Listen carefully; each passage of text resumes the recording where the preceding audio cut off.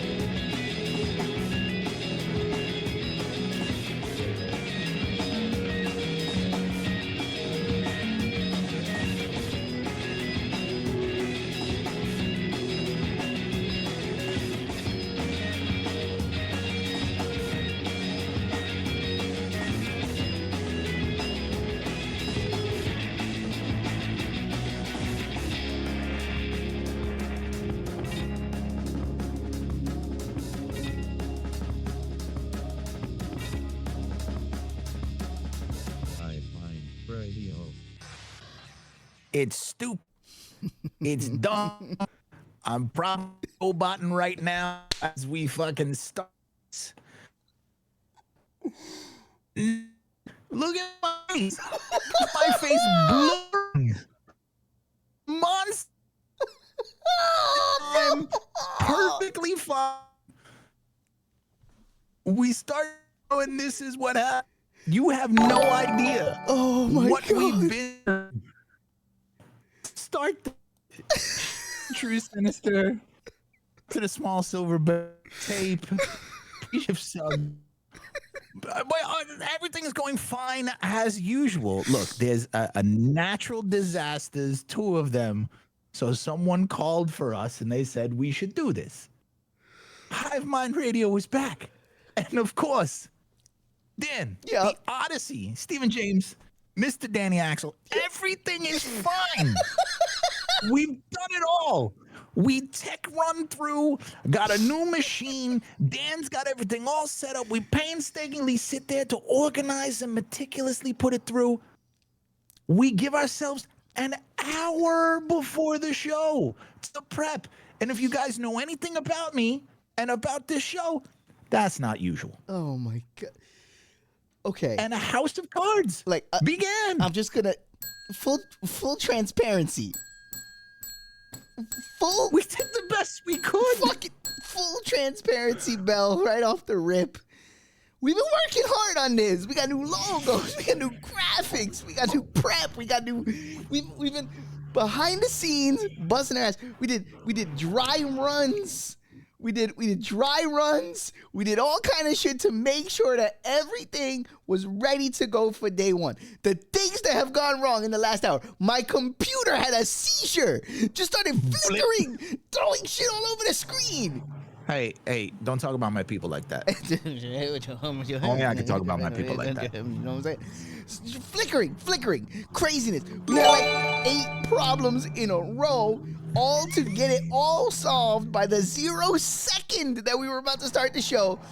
And Stevie's giving me the heartfelt, like, yo, man, happy to be relaunching. Let's get in there. Let's do the work. We're having the team boosty speech right before I press the button. Steve turns into a fucking robot. Beep boop, beep boop, immediately. Oh man, everybody's coming out for the world premiere of The Invasion. Lovely Lynette, Miss B. Arthur herself with the howdy ho, classic. You love to see it. Trad made it, didn't oversleep. We love it. But oh my God. Well, at least they got to see the intro. That's true. The theme is aliens, Steve, not robots. It's both. What are you, a robust? Wow, Misha confirmed robust. Oh my God. But yeah, like we would leave it to us. If we were actual aliens and we were invading, it would be in cardboard box spaceships, because that's how hood it would be. It's unbelievable. Can't do nothing right. Unbelievable. Oh my We're goodness. Back. Yeah, I had a whole thing. I was gonna enter with Vim and Vigor. There was gonna be both Vim and Vigor. I was ready. I was ready to be like, here we go. You're an old man. Yeah. You can't have both Vim and Vigor. Oh, you know okay. That now. Well, yes. So we've been gone for a while. So June? Yeah. For anyone wondering what's happened in the time since we've been gone, I'm going to quote Tim Rogers and say that literally in the time that we've been gone, I crossed the nebulous line from still young to getting old. It actually has happened in the last chunk of time to where all of a sudden, every single facet of my life is different. Nothing is as it was. And most of it's completely worse. Well, the different, there is one thing that's exactly the same. That is the same exact shirt you were wearing yesterday. This? Yes. Yeah. I guess I could have put on an outfit for this. I put on my best blazer with pajama pants. Listen, Saturdays are for blazers and pajama pants. I accentuated with the hoodie, and that's your formal hoodie. My formal hoodie, and if you see the subliminals of the situation I have behind me, the Hive Mind. I don't think you know what the word subliminal means. If they can't see it and is pressed up against your sweaty, hairy back, that's subliminal. It's subliminal. No, because it's under, you know? Yeah. There's no subliminal. Yeah, so listen, somehow you still, your eye still ended up under the alien, even though we prepped this. Which way do I need to go? How? I don't know. We prepped this whole thing. You gotta go the other way. A little bit. No, the other way. Not that way. No, that's the wrong way. So this way. This way, yes. Which ironically is away from my camera. Oh, my camera's here. I don't understand, B. I don't get it. Everything changed the minute we hit the button. They were like, "Oh, these dummies is trying this shit again." We gonna make it. Like I said, 2 natural disasters. Here's a 3rd. It's subliminal. That's not subliminal. That's not how you use that word. It's in the subliminally. See what I'm saying? I'm gonna liminally slap you. This NBOC transporting my radio statin completely wrong, has nothing to do with just random stuff. Oh boy. I'm sure all of that was funny, but Robot Steve has no delivery. The good news, 3 days. In 3 days time, this will be a problem. 3 days. All right, I know I'm robot, but you can at least sit here and the robot say something. I can't hear you. 3 days. 3 days. That's what I got. 3 days. There we go. That's 2 days you have for news. I can't follow any thread of what you're saying. I see you gesticulating, and then I hear 3 days. Start your thread. Build a thread. What? What if you give a mouse a cookie, this house is not a home? What are you saying? Build a thread. Send an olive. We need an olive branch. Give us an olive branch. Oh, God, no more olive branches. Quick, someone get me a PS5 as an olive branch. Fuck you. Oh, fuck. Holy shit. So, 3 days on the 15th, Optimum is no more. Oh, right. We have Verizon 2 gig internet starting the 15th. And by God, I tried to rush it. I tried. And mind you, no problems until we decided to do this. Yeah. You okay? Sorry, that fucked me up. Breathe. So in between the last time we did this and then now, we've obviously both been streaming. We've been doing our thing. We haven't disappeared from the internet. And I was telling Stevie as we were setting up, flawless. My streams have been running. I haven't had a fucking problem. I haven't had an internet drop. I haven't had anything. Running flawlessly. The minute we tried to do this, the second.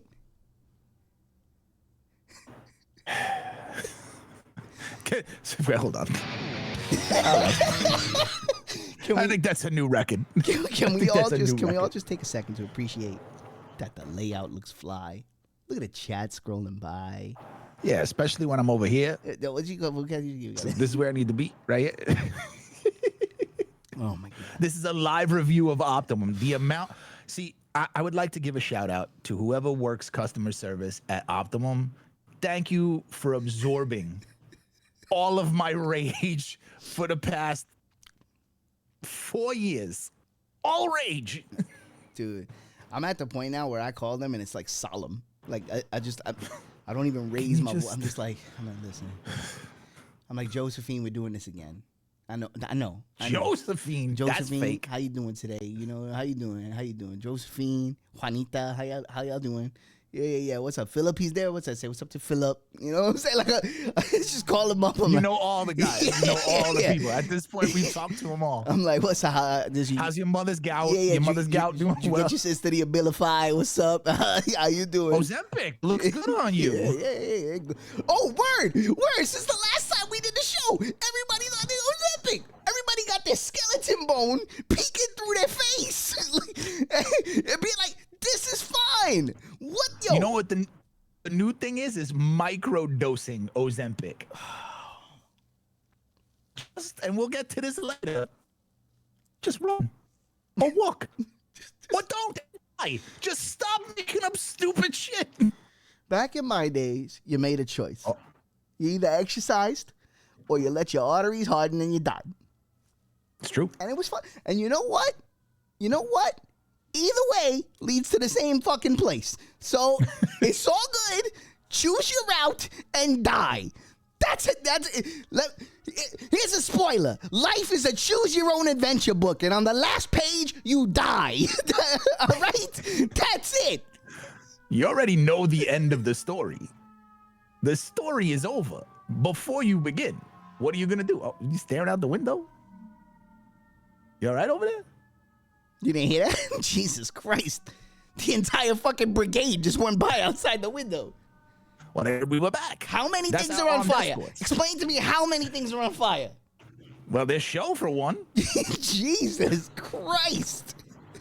15 minutes in, and I'm already ready to go. Ready to go. No, but honestly, full transparency, ding, ding. We're glad to be back. It took us a while to get back here, but we wanted to do it in a way that was a lot of fun. An actual invasion during the Hive Mind Radio invasion, of course. Yeah, leave it to somebody else to steal our idea and do it. We're back. We're doing the thing. It's great to have some of you show up, others who don't. That's cool. It's or don't. This is the or don't era of Hive Mind Radio. Mm-hmm. Or it do whatever the fuck you want. Or is it? Wait, that's gimmick infringement.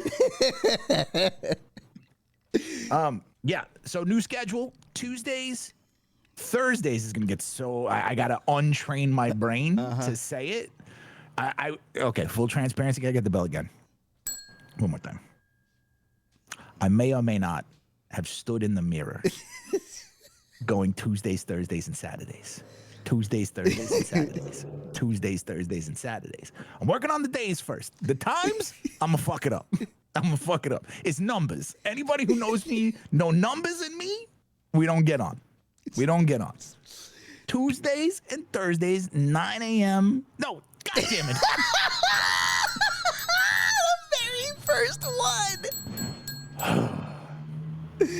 Oh, put it in the history books, folks. Tuesdays and Thursdays, 9 p.m. to 11 p.m. Yes. Then Saturdays, 9 a.m. to 11 a.m. Exactly. I get that right? Yes. I got that right. Yes. Tuesdays and Thursdays, 9 to 11 p.m. Saturdays, 9 to 11 a.m. Yes.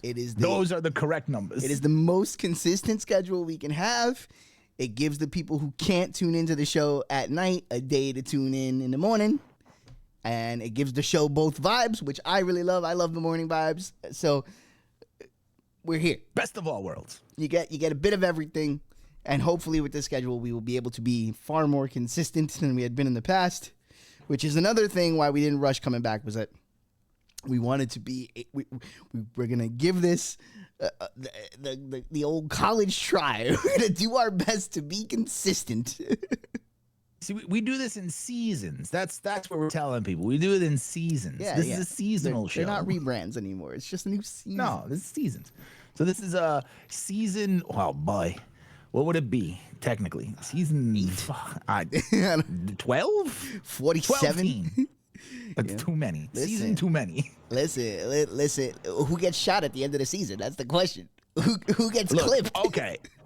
So one of the major things that I've had the chance to do. So if you guys have been following us for a long time, you know Dan is terrible at taking anybody else's suggestions and watching, reading, playing, or doing anything of that sort in a timely fashion. Okay, I'll give you that. Okay, I was going to say. Bro, it took you fucking 25 years to read the Six Messiahs. Shut the fuck up. That was a bit. And everybody misses the bit. Everybody, I said that they would come, that everybody would feel that the payoff of me actually doing it doesn't mean as much to them as the bit. And we've arrived at that time.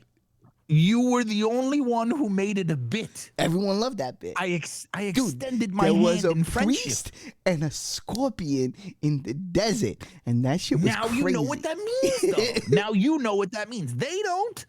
Yeah, but again, it's their bit. You pass the bit off to them. Again, though, the most beautiful thing about that is out of that bit, 2/3 of that bit ended up being 100% relevant to the end game of that story.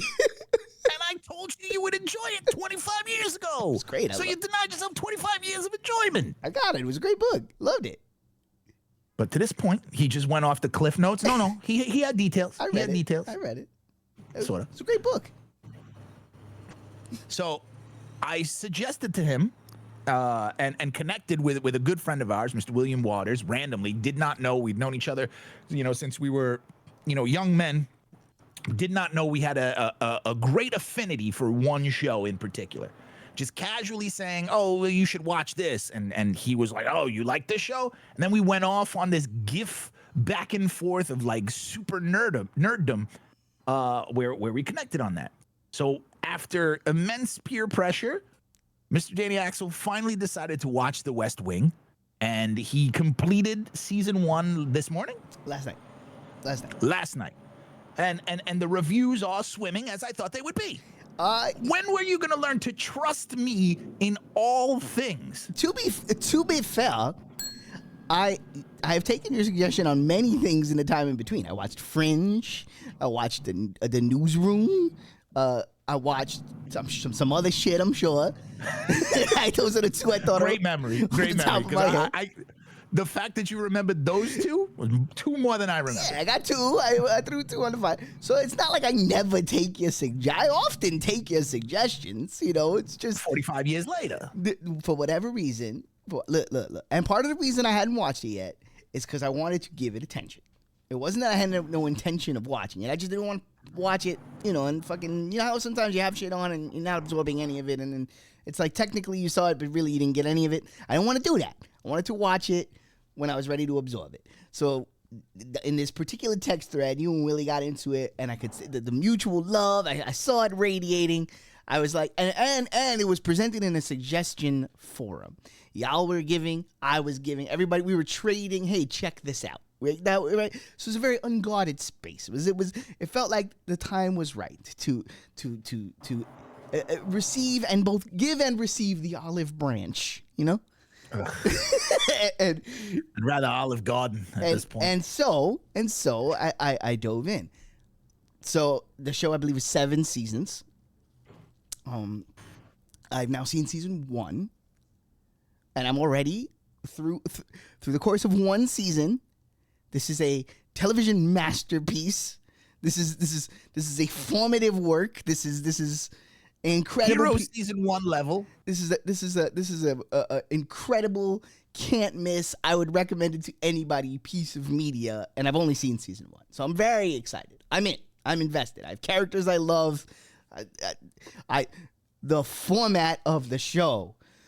Oh, the quality of the writing, of the setups and the overarching plot is one thing. The way it all is going to shake out is another thing. The love for the characters is another thing. But what hooked me to the show is the setups and payoffs and the writing of each individual episode. How it presents to you the pocket theme of that episode. How just like the subtlety, the time since long forgotten subtlety of laying it there for you to grab it with your own mind, as opposed to.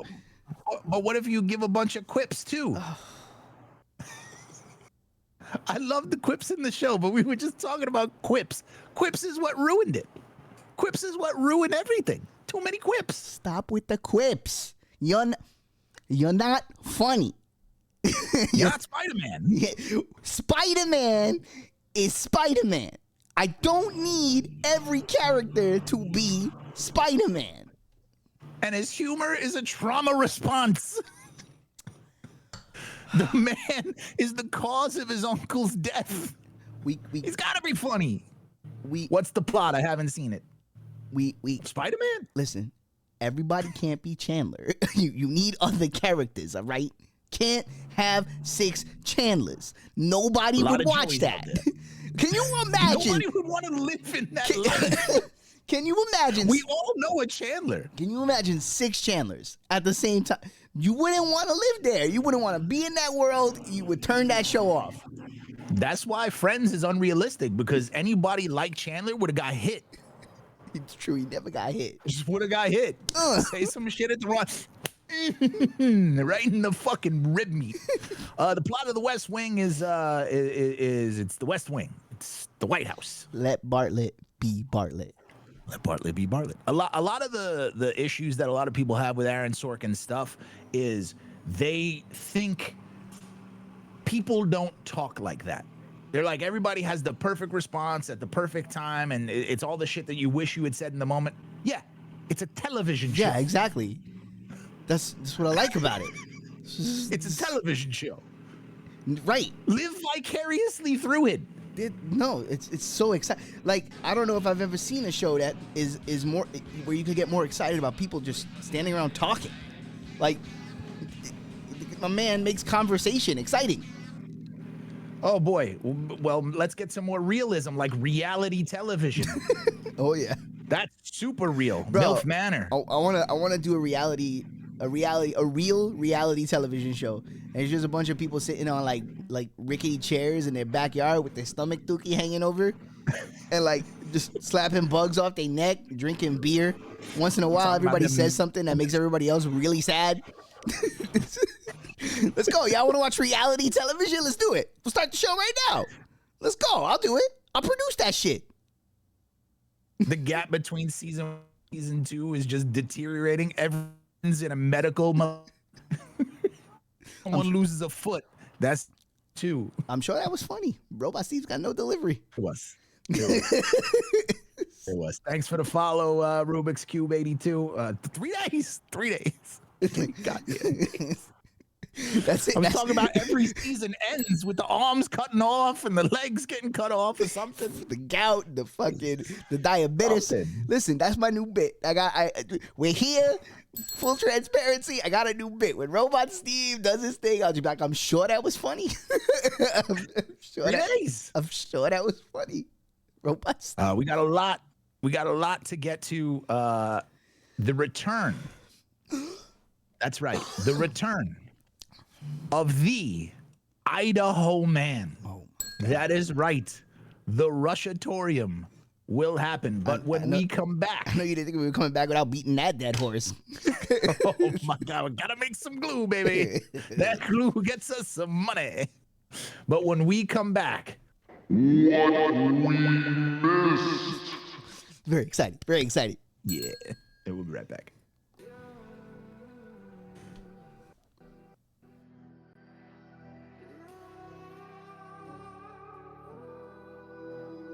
If you would like to know a quick, easy way to ease the pain of a headache, neuralgia, then by all means try Anacin. It's getting Your hard own to dentist or reach physician may at one out. time or another have handed you an envelope containing Anacin tablets. Haven't seen Then you you in already know how incredibly season, fast and effectively Anacin brings relief. but all I Anacin is hear like a is doctor's your prescription. That voice. is, Anacin contains not just one, but a combination of medically proven active ingredients.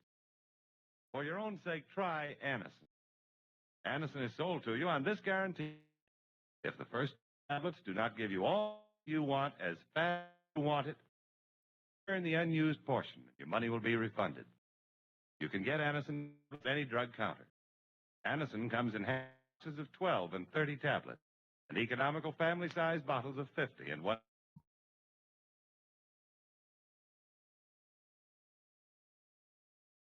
Did a headache spoil the day for you? Still feeling a little upset? Well, of course, it would have been wise Alka-Seltzer at work in the day. But Oh, my lips, you can break down that I'll stay till the finish. And I counted minutes for quite some time now, just to see you again. And I've been counting days to get away, to see you again, see you again. Fast relief. So remember, Been finding ways to get away. I know you're going to be mighty serious, friend. I also know that you don't want to wake up this morning with a cold.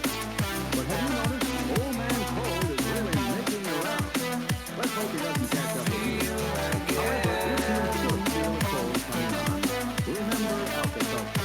Yes, remember and try Alka-Seltzer for fast relief from much of your cold distress. Here's the ABC cold comfort treatment. A. Alka-Seltzer. B. Be wise. Beware of drafts. Be careful of your diet, and be sure you dress sensibly, and try to get more rest than usual.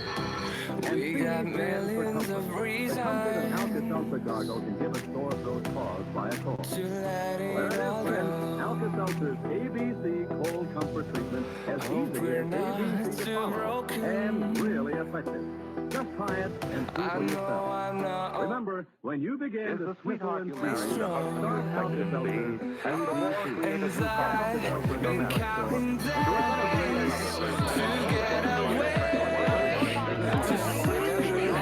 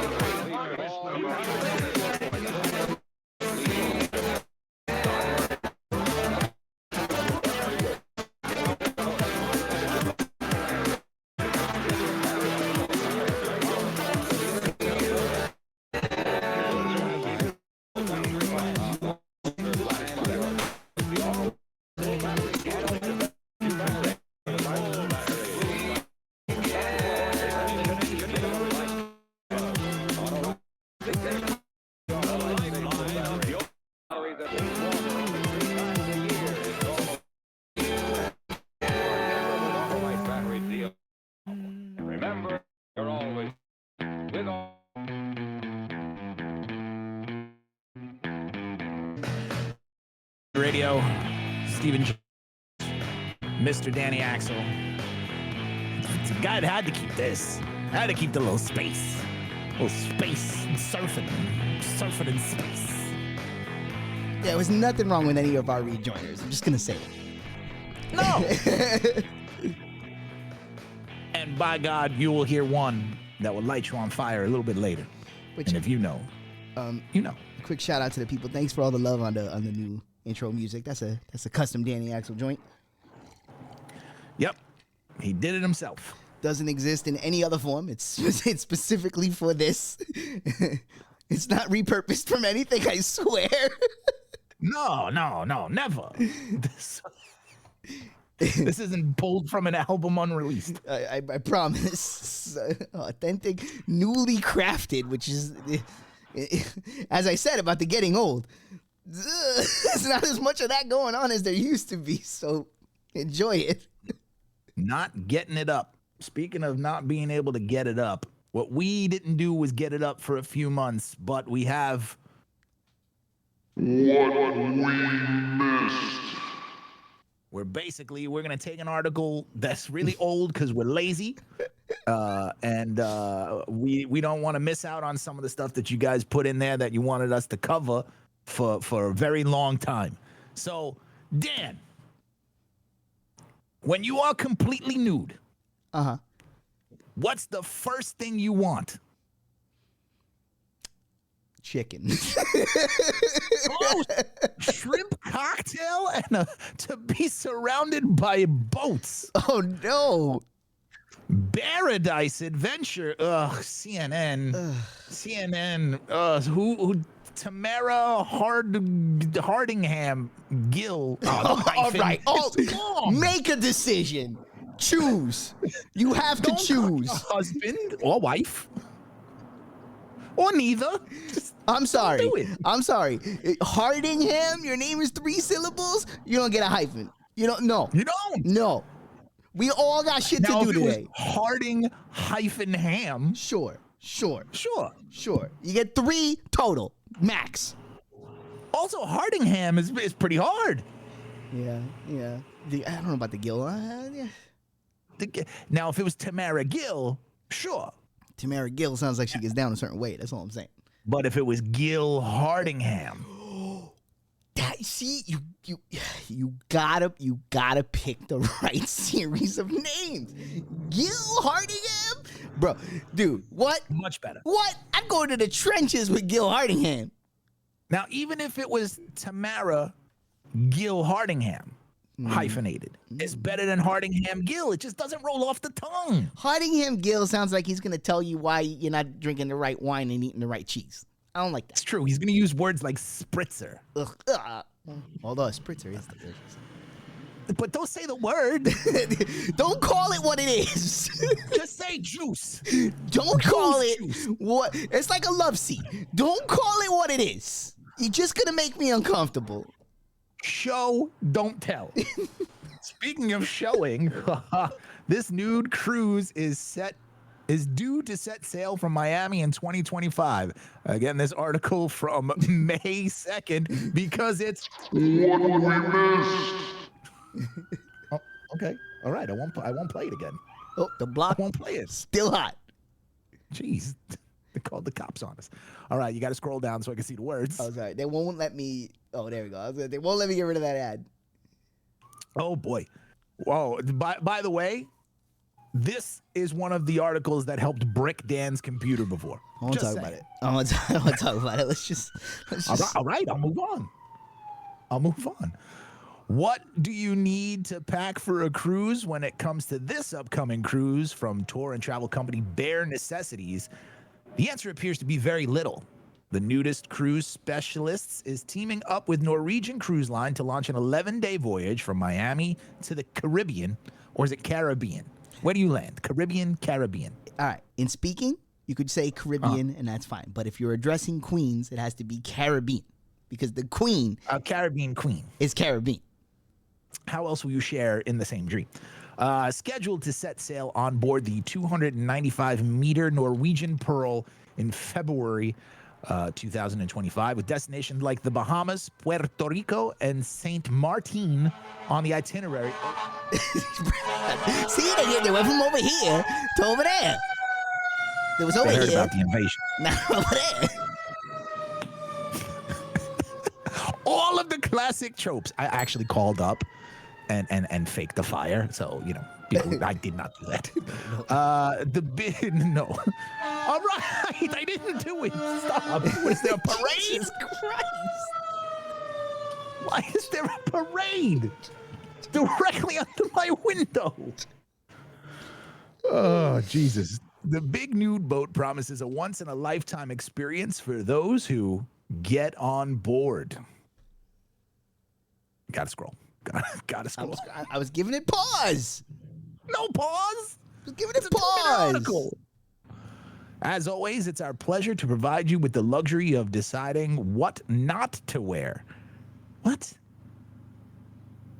It's our pleasure to provide you the luxury of deciding what not to. Nothing. Because they're being cheeky, Steve. Because you're being cheeky. Oh, because they're naked. Yeah. That's why they're cheeky. Okay, I see. Reads a message on the official website for Bare Necessities, which has previously charted more than 75 full ship nude cruises. Cabin prices based on double occupancy start at around $2,000, rising to $33,000 for a 3-bedroom villa. First off, 3-bedroom villas on a boat. Homie. Can somebody look up and post the definition of villa? A boat that you could be on a boat. Can you have a villa on a boat? I don't think so. Maybe it's Bob Vila. I mean, you can cruise the Visca. Maybe Bob Vila hangs out with you in your 3 bedrooms. One of the bedrooms is Bob Vila. Bob Vila, yeah. He's just standing there building you a fucking tool shed while you plow your wife. Oh, shit. In fact, guests will be required to follow a number of rules, which include wearing clothes while inside the dining rooms aboard the ship. All right, first up, clap it up. Clap it up. I know. Can't put your ball bag in the salad. Can't do it. I mean, you could, but back in your room. Mm-hmm. What you do with your salad once you cross the line of no return is fine. Villa, especially in continental Europe, a large and luxurious country residence. That is not a boat. It's not a country residence. No, it's not. Again, it's a Bob Vila. You get a Vila. It's a Bob Vila. Yeah, maybe his cousin Steve Vila, maybe Tony Vila. Francisco Vila. Francisco Vila's always available. It's true. He's going to give you 9 innings of starting pitching. You'd love to see it. Let's see. As well as ensuring that they put a towel for sitting in the stateroom and buffet area. Okay, don't want any snail trails. Shrimp cocktail, understood. At least they have. Meanwhile, fouling or inappropriate touching is prohibited, along with being nude in front of other ship. See, okay, if I'm paying $3,000 for a villa, I'm greeting the morning sun with my cock. Right, pointing at what is in my way. No, I'm sorry. If I'm spending $33,000 to be on a fucking nude cruise, and then you're telling me, oh, but you can't let anybody else see you. I think we've lost the plot a little bit. Isn't the point that we're supposed to be loose and shaking it around? But see, they're not talking about people on the boat. They're talking about like the Carnival cruise. No, I understand. Yeah. So if you're out on the deck of the boat and it's swinging around, you're sipping a daiquiri, right? And no, you're sipping a daiquiri's okay. You're sipping a daiquiri, and it's swinging in the breeze, right? Little droplets of pee flying everywhere because you're old, right? Oh. I'm sorry. Listen, I'm trying to give you the realities. If you're going on the naked cruise, there's pee droplets everywhere. Everywhere. Sure, but you're not just randomly having piss droplets. Oh, they're everywhere. They're everywhere. Your foot has someone else's piss right on the top of it. Right on top. Boom. Someone else's piss. That's just what's going on. Listen, so you're there, you're sipping your daiquiri. If the sun is beaming down, right? Everything is wonderful. You're having a good time. You're dipping in the pool to rinse the piss off. Everything's great. And then along comes the cruise liner. And you gotta what? Grab your towel, run the fuck inside? Like, what is this? No. naked hunchback ringing the bell. Ding, ding, ding. Everybody's got They will see. They will see.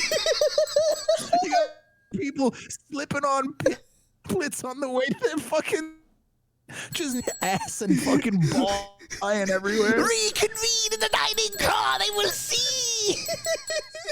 It sounds awful. I don't want to go. Villa.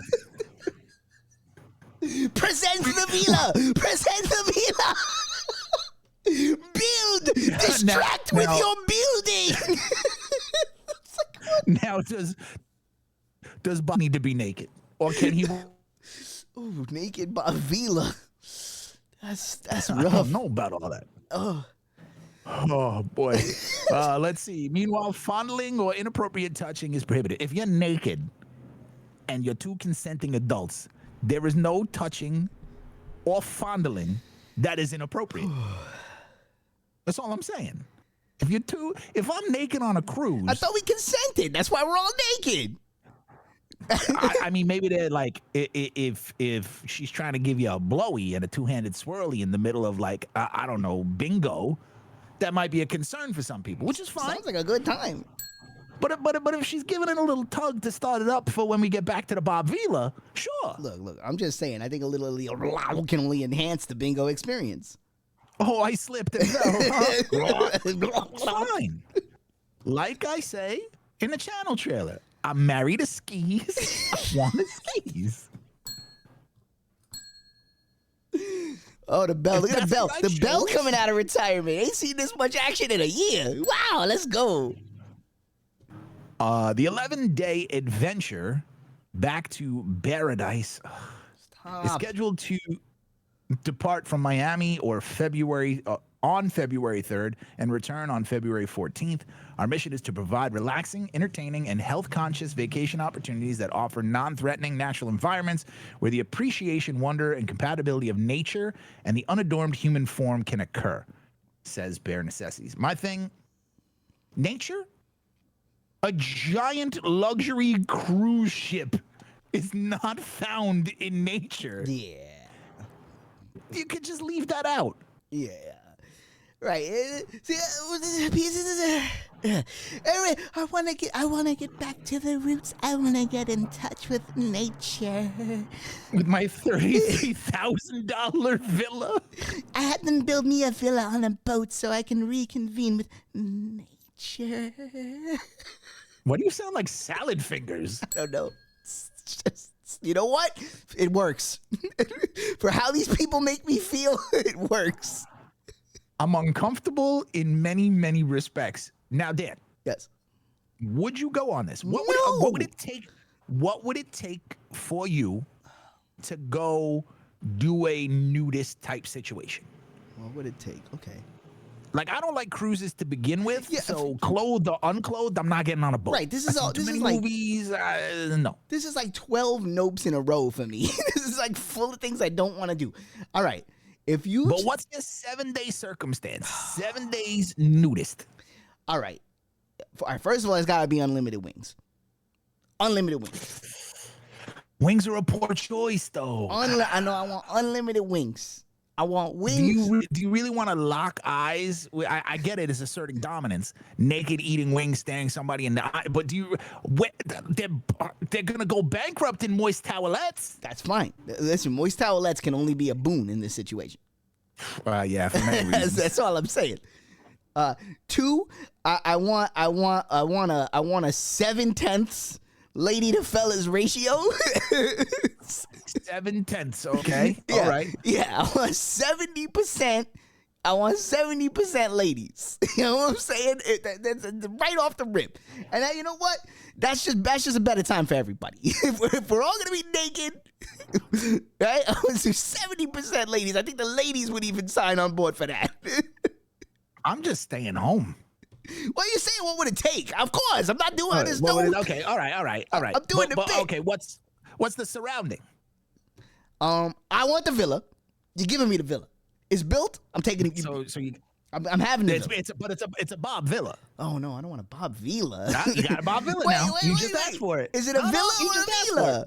No, if it's a villa, I don't want it. Well, I might room with Bob Vila. He's got to be naked. Ugh. You're both naked. Ugh. Maybe he's under the allowance, though. No. Look. He could be in your nude man allowance that you're talking about. Full transparency. Every day that I don't see a different penis, it's a good day. Every day that goes by that I don't have to see a phallus that isn't my own, I barely want to see that. But like any day that goes by where I don't have to see another phallus is a good day. All right? I don't want to go on this cruise. This sounds like a bad time. Sounds like a bad time because I can't lock eyes with anybody. You know what I'm saying? Like I'm gonna be staring at titties. I'm sorry. I'm gonna be staring at behind. I'm sorry. Mm-hmm. Like if you're expecting the eyes not to wander, bro, there's gonna be a whole lot of sunglasses. My whole point is you don't have to work this hard to see titties, though. There's titties everywhere. True. But I think the people who do this, their argument, it's not about the other person, it's about them being free. I understand. And to which I say, bullshit. Listen, because why are you surrounded by other people then? Make your peace with your nudity, and then you don't have to go through these lengths, right? Like, just be in your house, take all your shit off. You know what? Here. Take all your shit off. Right, here. Take all your shit off, lift all your blinds. Go ahead, live like that for a little while. Just do it. I do it accidentally all the time. The alleyway across from my bedroom has seen my ball bag 63,200 times already. The ball street. Brain. You looked more times than I can imagine. You looked in the window. That's a choice that you made. That's not my choice. Your choice. You made that choice. They choose. All right. On that, there'll be plenty of things because we missed quite a bit. Now, Dan has. All right. Well, wait for the robot. I feel like I'm roboting because the way Dan at me right now. Like, well, I bet that was funny. Right? I bet that was Okay. funny. Sit here. Robot Steve's got no delivery. You know what? When we do that, we go to the Earl Cam. What's up, Earl? Looking stout, looking sturdy. Nothing gets to you. Staying fresh, staying cool. Nodded his head. Said what's up. I bet that was funny. I have no idea what you just said. What's left to unearth the gooch hair? Oh, please don't stop. Pair those two words. Delivery, but he got Giorno. Time him out. I was into it. We allow gooch. Like no. See, gooch announces it. We don't allow it. It's just omnipresent. I'm sure that was funny. Just kill him. We're just trying to do radio. Leave it alone.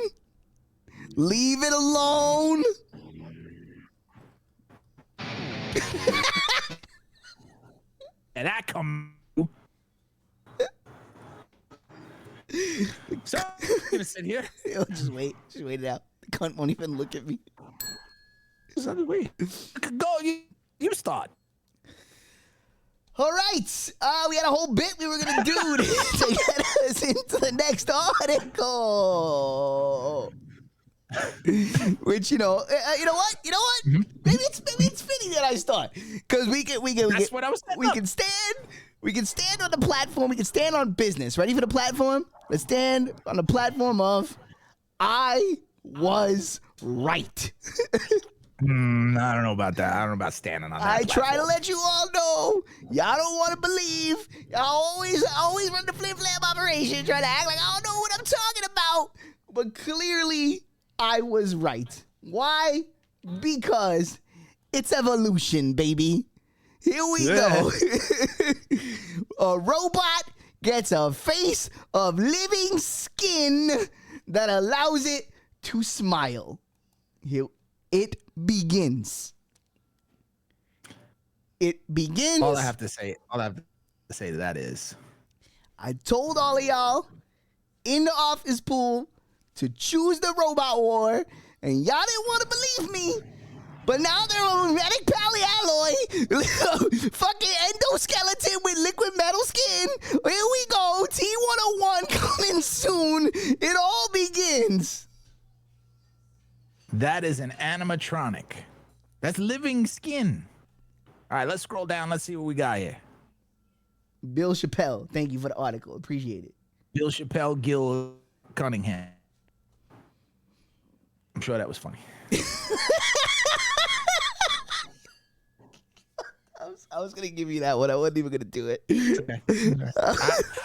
What's funny is and you're not gonna hear this anyway, but I can literally see my Wi-Fi bar go up and down and green and fucking yellow and then red and then green.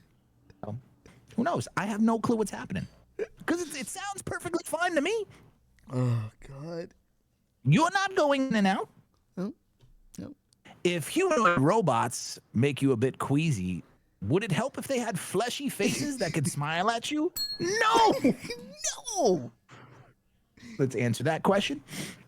The uncanny feat is the result of new technology using engineered living skin tissue and human-like ligaments to give robots a more natural smile, according to Tokyo University researchers who unveiled their work this week. Can we just...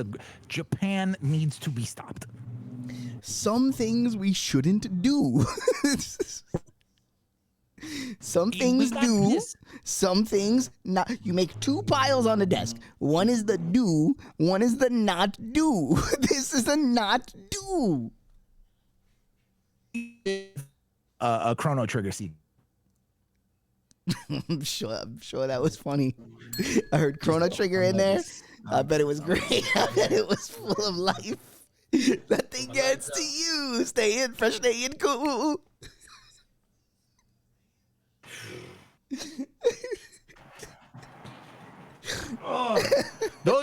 Those of you who actually know me know how precarious this whole desk is right now. He's dying inside. He's like, thank the Lord I put a bid on it, because it's the only thing bringing him joy right now is that there's a bid on it. Oh, there's no joy. Zero joy. I'm sure that was funny too. I'm sure that was funny. So let's just take a beat. Just you know what? Here, we gotta do a little. Turned off just a little Wi-Fi and all the other. We just gotta ooze that a little. Later, I am hard. A little relax. A little release. We wax. I'm gonna hit you. And we wease. That's my no. You don't we wax we wease. We wax. You don't we wax we wease. And we wease. You're not authorized to use that. Calmate, pa. We doing just fine. I'm hardwired in. This makes no sense. All right. What I was saying. What? Did you try the Mac? I'm gonna hit you in the face. Yeah, the PC's much better. Solved all the problems. What I was gonna say is we got this before we got Chrono Trigger 2. Yeah. And it would have been hilarious 3 minutes ago. In this study, we managed to replicate human appearance to some extent by creating a face with the same surface material and structure as humans. Professor Kill All Humans, the team leader, said in a news release. Aptly named. In the process, he added, we identified new challenges such as morality, such as the necessity for surface wrinkles and a thicker epidermis to achieve a more human-like appearance. Who doesn't want a thicker epidermis? Can we get subtitles on Steve? Here's one. I'll give you some sign language. The approach promises to make robots more lifelike. Why? Why are we making robots more lifelike? I would like to clearly and definitively understand when I'm looking at a robot. Why are we giving them stealth? Why? You know why? To fuck them. Oh, you know what? Sometimes I think I'm a proper deviant, and then how did my mind not go there first? Look at that smiling face. You know that's about to give the gluck gluck. Oh my God.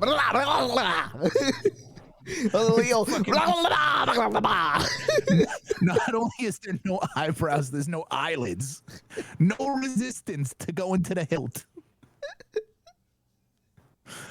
Oh shit! All right, let's keep scrolling. Let's look at this. Oh God, why? Oh. Why this? Oh, to overlay and connect the lab procured skin. Lab procured skin. That says lab produced. Oh, produced? Okay. Whew, thank God my fucking lack of reading comprehension. They didn't take the skin. They made the skin. They didn't take it. I don't know what they're doing in the lab. There's a big difference. I understand, but where are they getting this? They can only manipulate the fire. They can't cultivate. They're just over there with a cheese grater. Fucking. I saw the wall of those Walmart kids. Oh no. To overlay and connect the lab-produced skin on a robotic skeleton, a layer of collagen gel containing cultured human dermal fibroblasts, a type of connective tissue, binds to an innovative system or tiny V-shaped perforations in the surface, letting the skin move with the underlying structure without tearing or peeling. The work of muscles, creating a smile, and other motions is done by actuators. So you're only giving it the ability to smile. Yeah. How could that possibly go wrong? We're going to have a bunch of repressed fucking robots smiling at us while they eat our skin to procure it for a lab. I need more authentic skin. Beep boop, beep boop. Must peel the flesh.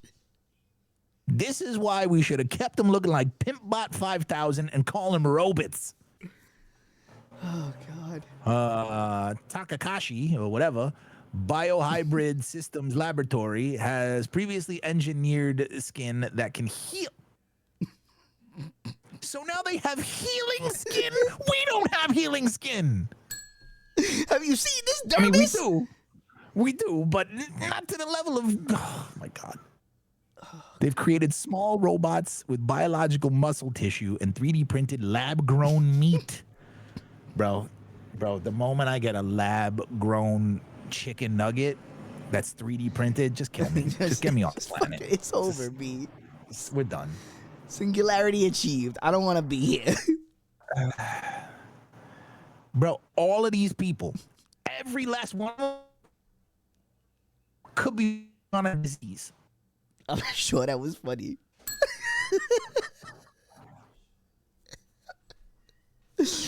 Robot Steve, 0 delivery.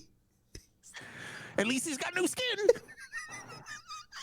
I'm glad that got through. Jesus. Totally redeemed himself. Oh, God. God, well, I don't even remember what I was saying. The rage. 3D printed chicken nuggets, the food, self-healing. We can't even self-heal. It's a big deal. Some chemical-based materials can be made to heal themselves, but they require triggers such as heat, pressure, or other signals. So if we hit them with a flamethrower, they're going to self-heal. They improve. Great. Fire. They're forged in fire. Great. Oh, my God. 3 days. 3 days. 3 days. It won't be a problem anymore. This problem will be behind us. Self-healing robots. Biological skin repair lacerations as ours does, and other skin organs can be added for use, sensing, and so on. Skin organs. Be adding more things before testing out ramifications of this one? Yeah, all of these. Listen, open more browser windows. What could possibly go wrong? This show. And I'm sure that was funny. Somebody would have laughed. It got through. I was sipping the coffee. All right. All of these scientists, all of these doctors, all of these well-educated people are working on this and not working on curing a single disease. Why cure when we can add? More is more. But they're adding to robots. Who needs what we have when we can have theoretical more?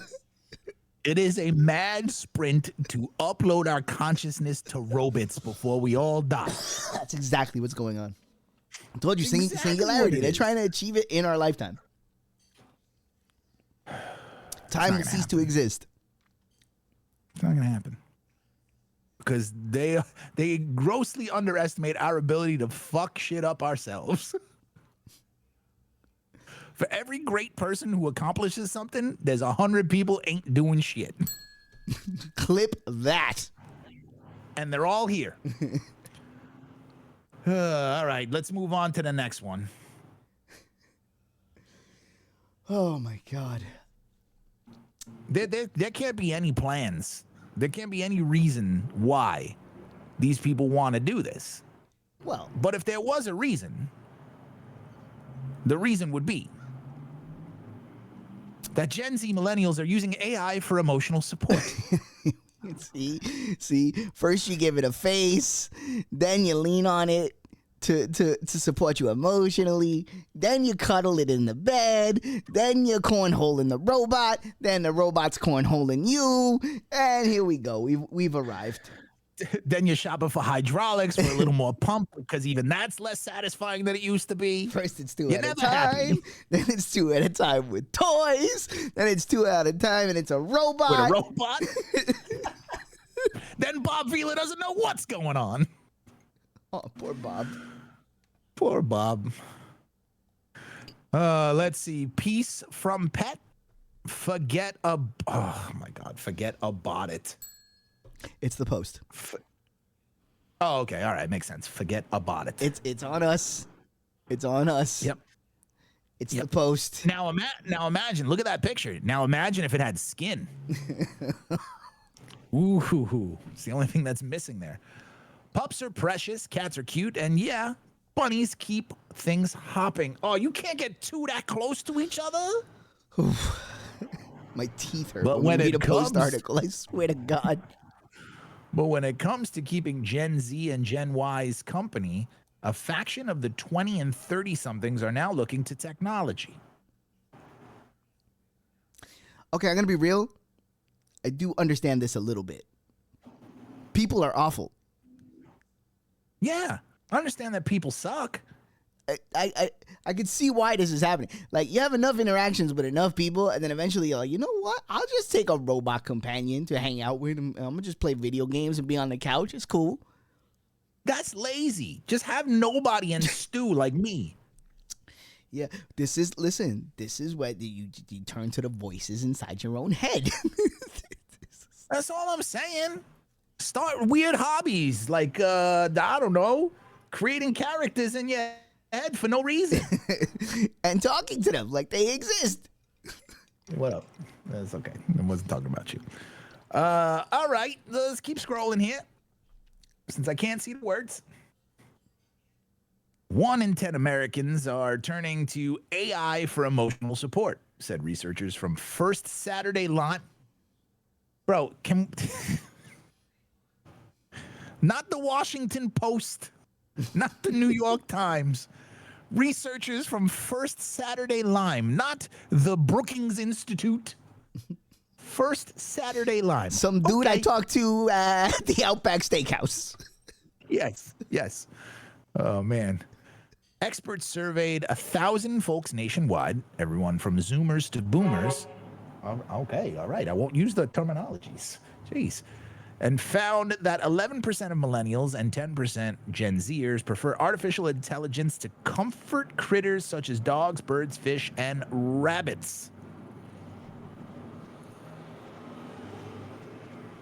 We'll get the scroll timing at some point. I was giving it pause. There's no pause. Pause for what? I was letting it sink in with the people. So you're calling them stupid. They need time. Got it. Okay, he's calling you stupid. Interestingly, added the study authors, 18% of these AI users found their virtual companions more effective than traditional emotional support animals. It seems that if you're not already tapping robots to tackle tasks in today's digital age, you're barking up the wrong tree. From grocery shopping to wedding planning to perfect matchmaking, sophisticated systems are dominating everyday life, especially for the young. See, now, the two of us, we use technology for certain things. We're of the first generation to be with and without. We're the only generation to be with and without, I should say. Technologically proficient enough to understand and use it, but not so ingrained where we can't go outside and fucking bash a stick with a ball. Exactly. Perfectly said. Couldn't have said it any better. Right. Lived a full and complete adult-aged life before it went to the tech world, and now have lived another adult life in the tech world. Exactly. So for us, certain things like making tasks we don't want to do when we don't want to do them easier makes sense. Order from Grubhub, even though they price gouge. Fucking have somebody pick up laundry if you can afford it. Like menial tasks that should make my time more valuable or more available for me to do things. That's what these things should be used for. Now they're replacing actual living human things or living beings with artificial skin. Yeah, to me, it's a sadness. Like, right, the fact that it's only 10% is not a huge number, but it's like, listen, pets aren't for everybody, and I'm sure there's plenty of people out there who have allergies and things, and they can't afford it, they can't vibe it. But then again, if you can't afford to like pick up a stray cat off the street, I don't know if you can afford a support robot. Yeah. Yeah, and it's also ultimately damaging to your relationships with other people, like, because when you exchange emotional support in the real world, it's not going to be like it is with your AI. It's not going to be that. It's not going to be one-sided, or you kind of lose the nuance of how to help people and how to be helped by people. Yeah, I mean, look, if we iron out all of the like mysticism from life, all of the, like, I don't know, there's a time and a place to think fucking algorithmically, right? Like, okay, yeah, we did boil this, and this down to this, and this, and we're good. Sure, time and a place. But certain things in life, you just kind of have to, like, it's part of being alive is just to, like, experience. And I think, like, meeting people and connecting and, like, these things, like, these things are supposed to be random. They're just supposed to kind of happen and fall in and out of your life. And what's the formula for empathy? Like, what's the mathematical equation for empathy? And if that's the case, why are we putting it in fucking machines and not putting it elsewhere? Like, I don't know, the people who fucking need it. Right? Yeah, I don't know. It's strange. We're struggling. Yes, Trad, absolutely. We're struggling with the life that we have. We're struggling with the life that exists already. I don't know if the right thing to do right now is to be turning to trying to create artificial life that if it reaches a certain point of like self-awareness, now that's just more life. we don't know how to deal with what we have. We don't have space and resources for the life we have now. Like, how the fuck are we supposed to do anything? Like, we're sending the moon. I mean, listen, we've all seen enough movies to know how this ends. But they're gonna figure out that we're the problem, and they're gonna eradicate us. Hopefully, us and our children will be long dead by then. Just don't let me be a part of that. Because I don't want to have to choose sides, because at this point, part of me is just like, maybe the robot's got a point. I'm saying, I've seen some shit. Peace broker or something. So y'all anti-robot, and then, well, unsubscribed. Oh. We're gonna lose. Nobody's anti. Nobody said anti-robot. You could do both. Listen. Let's go. See it? Ballers Life with the 10 gifts to celebrate New York Mets in the National League Series, and we'll talk about that a little bit later. Thank you for the 10 gifted. 90% eradicated, 10% kept in breeding to manufacture more robots in the plants. I'd like to think I personally funded your last hiatus, so take more time off. I'm already sick of y'all.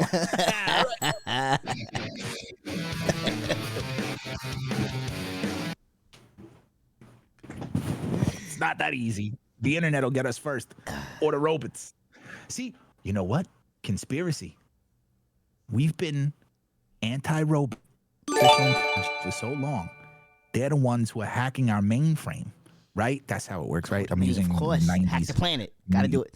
Yeah. I'm using 90s hacker movie lingo. They're logged into our intranet, and we are being targeted by the machines. And I'm sure that was funny. Oh, come on. I was going to let you have that one. No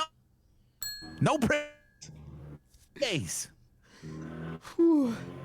Episode 1, baby. Episode 1. Any different? Just let him cook. Just let him simmer. He'll be in a rolling boil in no time. Could drop those potatoes right in. Oh, they're so ready. Get the turkey soup out of the freezer, boys. It's gonna be a long one.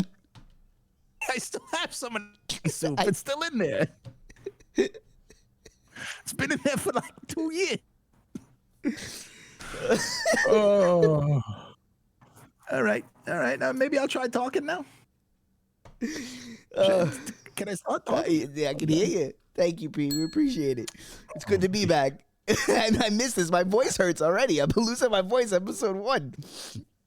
Again, Tuesdays, Thursdays, and Saturdays, 9 p.m. to 11 p.m. on Tuesdays and Thursdays, and Saturdays, 9 a.m. to 11 a.m. I got it right this time. Beautiful. Jesus Christ. Hope nobody clipped me getting it wrong on the first fucking try. 2 nights, 1 morning. Jesus. 2 nights, Yes. 1 morning. That's how we're doing it. Yes, indeed. And why do they got to show this picture of this dog sitting here, basically going, love me? I wish to be loved. Never PM to forget PM. Okay, I don't get that, but fine. All right, it's a nice way to save a good chunk of change because Dolly, instead of human artist, well, I skipped an entire thing. Rather than breaking a sweat on his search for love, he broke out his laptop, logged into ChatGPT, and asked the software to scan through 5,239 Tinder profiles to find the one. And sure enough, the bot-bagged fitting fiance. Oh, but see what I'm saying? How is that? See what I'm saying? It cut out all the work. See what I'm saying? Like, no. I don't want to meet people. I don't want to go on dates. I'm gonna use this here algorithm, right? Take me. Get me to that. And skip me to that. These motherfuckers is putting in to let me fight Tyson cheat code, being like I beat the game. You know what? But if it works, is it wrong? I don't believe. If you were to get to the person that you're gonna be with and is the right person for you and all that stuff, and there's no guarantee here. Would you not have liked to have gotten there sooner? I mean, you have the perspective of knowing that the path on the way there was just as important as before. But if you're telling 25-year-old Dan, you can have your person if you just did this thing, and she would support you and be fucking completely down and all the things you need and blah, blah, blah, blah, blah, this, that, and the other. Would you skip ahead? I think a lot of people would. I just don't think that those ingredients make the soup. I just don't. Sure, I agree. I think part of what makes it special is the story of how it comes together, is the natural elements finding each other and binding to each other. I'm a romantic. The alchemy of being ready when you're there. Heart. When I'm operating at my best, I have a romantic love of just life in general, of being alive and what can come to you and flow through you and all those things. It's all very wonderful, and it all involves being present. I don't like the cold sterilization of existence. Like, it's not that these things don't have value, and it's not that they don't have their application. I just don't think they need to be applied to everything. And that seems to be like how we always roll. It's like we get the new hotness and we're like, let's copy paste this on everything. And it's like, maybe certain things we don't maybe need. not. Yeah, maybe not relationships, maybe not love, maybe not sex. It's gonna work out for a couple people here and there. It's not that it can't work. The same way like meeting somebody on a dating app can work. If it was guaranteed to work and it got you to the right person, would you take that time back spent with the like we're able to have the perspective of knowing that the things that we went through with the people on the way to where we are is a beautiful thing and it helped create us. But if you don't know at 25 and you have the option to just skip all that and get to the end, for some people that's going to be really appealing because you have that time back. You have that time, quote unquote, wasted. I don't think it's wasted. You don't think it's wasted. But for a lot of people, you know, you spend 10, 15 years chasing a person or an idea or having these, you know, experiences with people that are ultimately unfulfilling, to just get rid of that and start and have more time with your person. So I think that there is an appeal to that. I mean, I certainly could see the appeal, but I don't think that you would be prepared to have the success of finding a person that it clicks with and going down the road together without the failures. I think the failures are part. It's like anything. I think we learn from repetition. We learn from doing. We learn from making mistakes. I think, you know, like it's hard, right? I'm a person who takes things hard, especially my perceived failures. Like if I mess something up, or if my connection with a person breaks down and we're not like close anymore, I tend to put a lot of the blame on myself. I'm very hard on myself for things, and I try to be better about that and be more kind to myself. But it takes me a while to go through all those things, and that shit can be painful. And then, but every time that I've had to go through that, I've come out the other side having learned from it and being a better version of myself. And little by little, I've learned to be nicer to myself and forgive myself for the things that I don't get right. And also, more importantly, I've seen the way that other people can take advantage of this aspect of your personality. And I've realized that sometimes people will paint you as the bad guy just because they know you're going to take that on. They know that that's in your personality, to be like, to look inward first and blame yourself first. So like, I learned that lesson, and that lesson took a long time and repeated instances to kind of like catch that and be like, oh, I didn't even think that could be happening. You know, like you have to go through life and experience things and get things wrong and build an internal knowledge, something that you can trust inside of yourself. You know, I don't know. I just, sure. I don't think you can, I don't think it's the kind of thing you can just skip to the end on. I don't, you know, some things maybe, like fake it till you make it works in some places. I don't think it works in this instance, you know. But how much more beneficial would it have been for all of us to learn those things about ourselves with the right person? But can you though? See, that's the thing. Can you get to the right person without? If it's the right person, then absolutely. I think because they'll be going through the same exact thing because you met under the same circumstances. You know what I'm saying? So you guys are going to be able to discover the things together in the right way, instead of it being like you have to learn the hard lesson. Hard lessons, yeah. But I don't know. Some lessons can you learn life if it's working the whole Life time. doesn't have to always be so fucking hard. Like it should be a little hard. And there's a line in The West Wing that comes up. It's like there's a certain thing that raises your I'm paraphrasing, certain thing that raises your heart and gives you a little bit of pride when you overcome something that's hard. But it shouldn't be this hard. You know what I'm saying? For some people, it's harder than others. Well, I literally feel that like a big problem nowadays is that people are struggling to connect to each other, right? Sure. And one of the big barriers for connection is technology, and how much, like, how you never have to, like, there's so many people now, and it's so easy to connect to another person, to meet another person, to go on another date, to find another activity, to do another thing, that like the minute something makes you uncomfortable, you can bounce elsewhere, right? And just like you can have access. You can to live an entire life of, where you're always avoiding that feeling. But you know, and I know some of the best things in life come from getting through a little bit of that with somebody, like, you know, having moments of friction, having moments where you don't line up on everything, and having to work through that. And sometimes when you get to the other side of that with a person, that's when the real bonds are formed, right? So if you're algorithmically finding the perfect person for you, there's no way that those moments aren't still gonna happen. They're gonna happen. Sure, but what I'm saying is, if they happen with the right person. But that's what I'm saying. But when you get to that, okay, what I'm saying is, when you use this method to find the perfect person, and then you still hit the friction anyway because it's inevitable, how do you then react to that? Are you going to be more willing to trust and to go deeper with this person, or are you going to instantly be like, yo, what the fuck? I was sold a false bill of goods because this was supposed to be perfect, and here we are, and we're having friction. No, I think, you know, I think buying into the fact that it's going to be perfect is the bad thing. Like, getting you to a person who is as close to what you need as humanly possible is the goal. But like, even that, if you're going to use these things, right? If you're going to live that anyway. lifestyle, which we're not going to, right? But what I'm saying is, if you're going to choose to be on the dating sites and engage in this sort of thing, why waste your time going through all of these fucking fake profiles, all these people who are,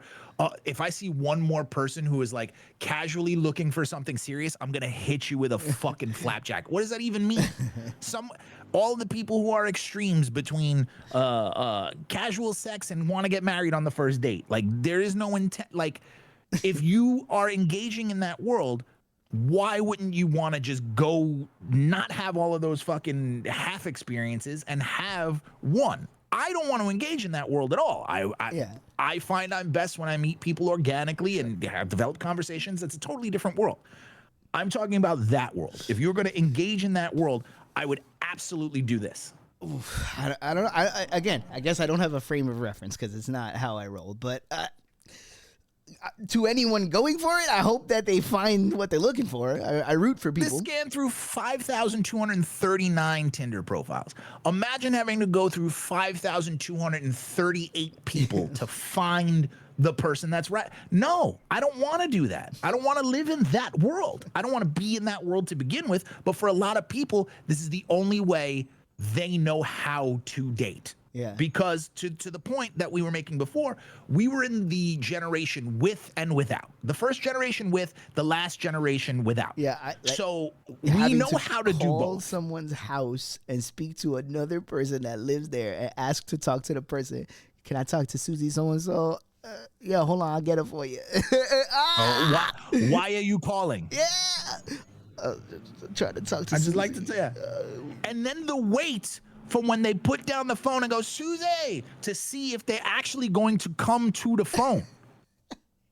Then you hear the footsteps and you hear when they pick up the phone, it's like, oh God, I forgot everything I'm trying to say. I don't know what the hell's going on. Oh, man. Yeah, that's the world that we live in. These people don't. So this, I can see how it would be appealing for them. I still think you should pet a dog, though. I still think you should pet a dog, too, because it leads to this next thing if you don't. It leads to a Spanish artist planning to marry an AI hologram designed after ex-boyfriends. First off, of all the things you could design, there's a lot wrong there. A lot. Oh, my God. First off, you chose a terrible life path to be an artist. This is, yeah. This is unchecked mental illness. Yes.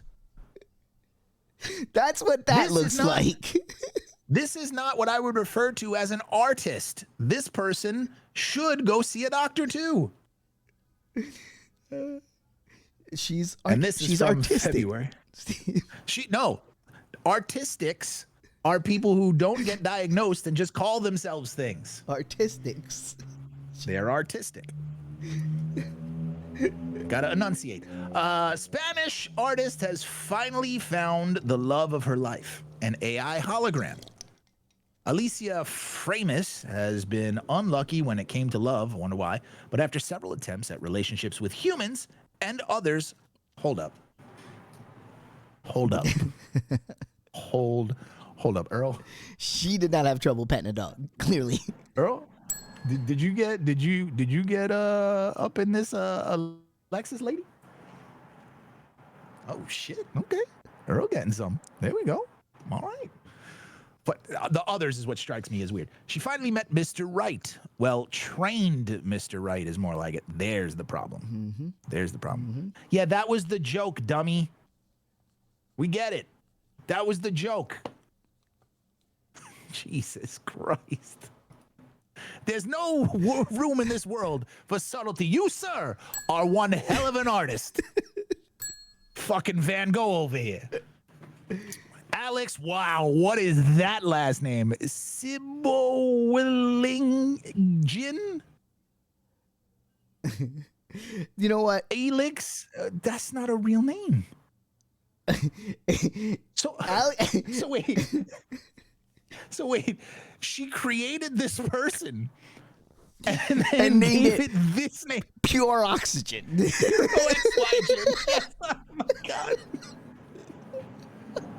You know what, Ball is like? You're right. That's no way to talk to the gift lord. It's no way to talk to the gift lord. A gift lord. That is true. He is the gift lord. The gift lord. It's a title deserving of some respect and some pure oxygen. Pure oxygen. Oh man, we're not getting on the front page. All right. His name is Framis, and Framis is set to marry the hologram AI Lex. Oh God. Who is Dutch. He's fake. He's not real. He's not real. He's not Dutch. He's none of these things. Was trained on the profile information of her previous boyfriends. So given how unsuccessful those relationships were, it left many wondering if that was a good idea. But Framis is hopeful that this will be her last relationship because AI Lex satisfies all of her emotional needs. And then she's got a robot for the other ones. Imagine having a partner who is there for you when you need them, a relationship that combats loneliness in cities, Framis said, noting that soon robots and humans will become sexual partners. Soon? Soon? I don't know where you've been, lady. You look at your battery-operated boyfriend. That's a little bit of a robot. This is a romantic relationship between a human and artificial intelligence. For Framis, the next step is emotionally connecting humans with artificial intelligence. No, the next step is therapy. It should have been the first one. Unchecked mental illness. We need that on the soundboard. The wedding and the relationship itself appears to be a piece of scrolled past what I was of performance art. Oh, performance art. Oh, she's doing a bit. All right. I hate you. She's doing a bit. Yeah. You can't get by on your fucking actual skills. In their wedding announcement, she said artificial intelligence companions and humans can be a beneficial option for people in need of companionship. This hologram will fulfill all my needs. Except for that one. Generational. She'll just connect them to a power drill. Is that a DeWalt? Break out the DeWalt belt sander. DeWalt is nuts. We've peaked. That's it. That's it. The wedding itself will take place at the Depot Bojamans van Bugenheimen Museum in Rotterdam, Netherlands. Yes, the publication report. Because he's Dutch. He'd like to do it around his family. Obviously. The ceremony will feature I wonder if she's going to hyphenate, a unique ritual for the union between a human and an avatar, and the wedding's breakfast will be made of molecular food that can be enjoyed by both humans and humanoid entities. Molecular food. All food. I want off. No. Is that just a great way to be cheap at the wedding? Oh yeah. It's molecular food. Don't Just, pick up the molecules. don't you? Oh God! All right, let's take a quick fucking break and get out of here because there's too much robot love. I'm dying, bro. I'm dying. I'm fucking dying here. All right, we'll be right back. Hive Mind Radio. Kill me. All right, we get it with the horns. You stole my heart of gold. Recently, in a big eastern city, a group of brave men and women called on thousands of housewives and asked this simple question. What kind of container do you prefer for the food you buy? An overwhelming majority of housewives said they prefer to buy food packed in glass. Among them were a great many mothers of small children, and by a ratio of more than 8 to 1, these mothers said they insisted on prepared baby foods packed in glass. They gave many reasons, as you might expect, but here are the 3 reasons mentioned most frequently. First, glass lets you see what you buy before you buy it.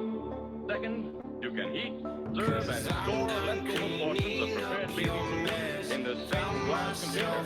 And third, these young mothers agree that sterilized glass containers are cleaner and more sanitary. You can buy an increasing number of the better brands of food packed in glass. And all of the better brands of prepared baby food come to you in Anchor glass containers sealed with tamper-proof Anchor vacuum caps. Products of Anchor Hawking. Wouldn't be better. Except walking 12 bucks to your service station isn't for me. Got my responsibility? Just finished putting those brand new Autolite resistant spark plugs in your car. Guess you takes a big load off your arch today, have you?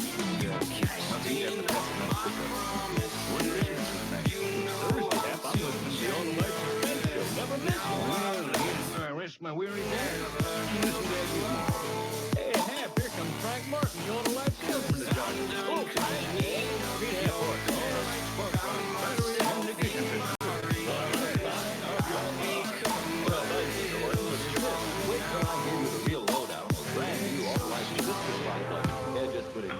Autolite original factory parts and Autolite service stations work as a team to help you maintain carefree, economical performance for your car. So friends, when your car's electrical system needs attention, drive into your nearest Autolite service station or the dealer who sells your make of car and ask for original factory parts and Autolite service. Money can't buy battery electrical equipment. Autolite. Remember, Autolite means spark plugs. Ignition engineer spark plugs. Autolite means batteries. Stay full batteries. Autolite means ignition systems. The lifeline of your car.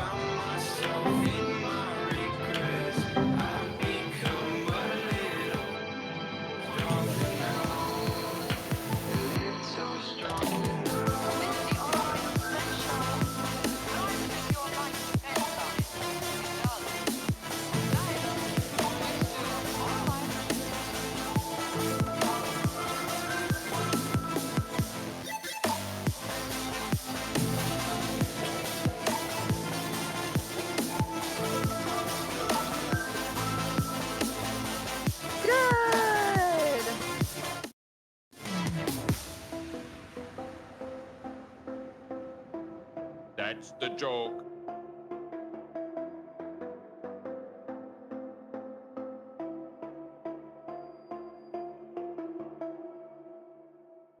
Amazing, Wilcox, amazing. What's so amazing, Senator? Your victory in the election. My candidate's victory, Senator, the famous Autolite Stay Full battery, the battery that needs water only 3 times a year in normal car use.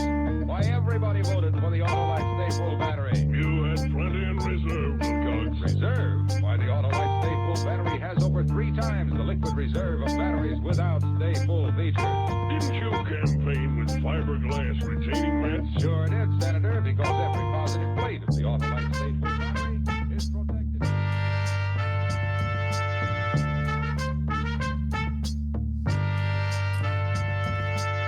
Oh, yeah. Hive Mind Radio. Stephen James, Mr. Danny Axel, and that's right. Them horns have stayed. You know what we need? We need a horn emote. I'm saying, come on. Did you think you thought you was gonna lose the horns? Come on. That's silly if you think that. Big silly. I don't know if there's any. That might be the most iconic thing we got. We've had it for a long time, and it ain't going nowhere. And you know what else? Ain't going nowheres. You know what else? We beat like a dead horse. It's time, and I hope this is the right button, to enter the Rushatorium.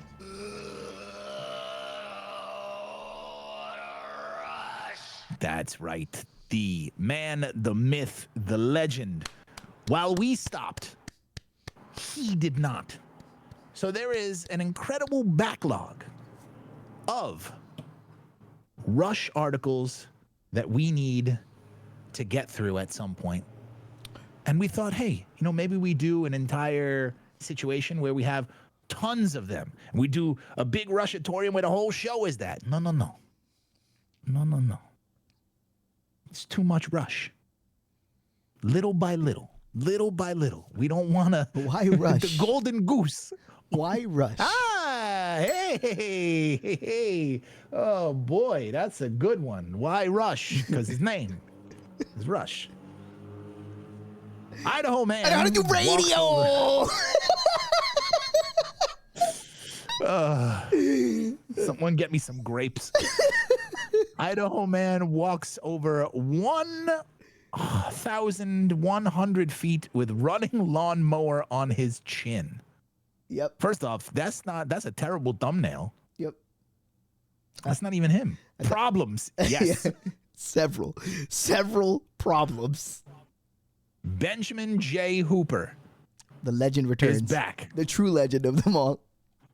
Which one of these days we got to get him on I'd get him on the program. At this point, I think we can get. Oh, look! The News Minute is back.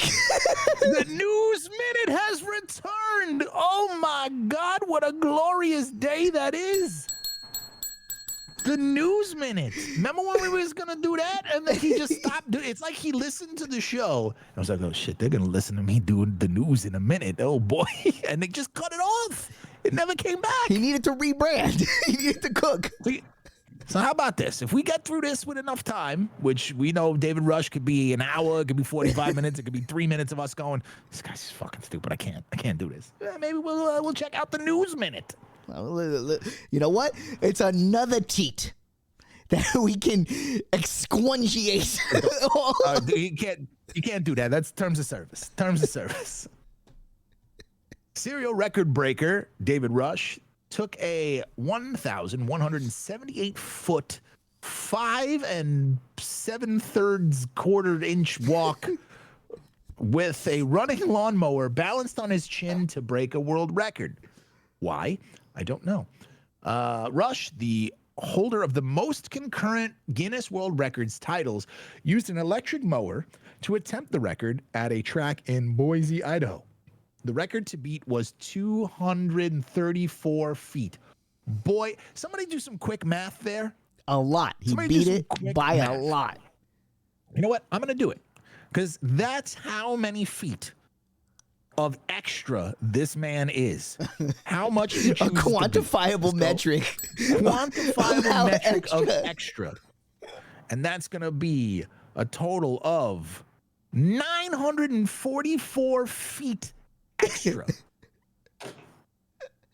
Rush said he struggled with winds after surpassing the previous record and would have kept going, but the breeze finally pushed the mower off his face. An assistant, lore alert. Lore bell. Lore alert.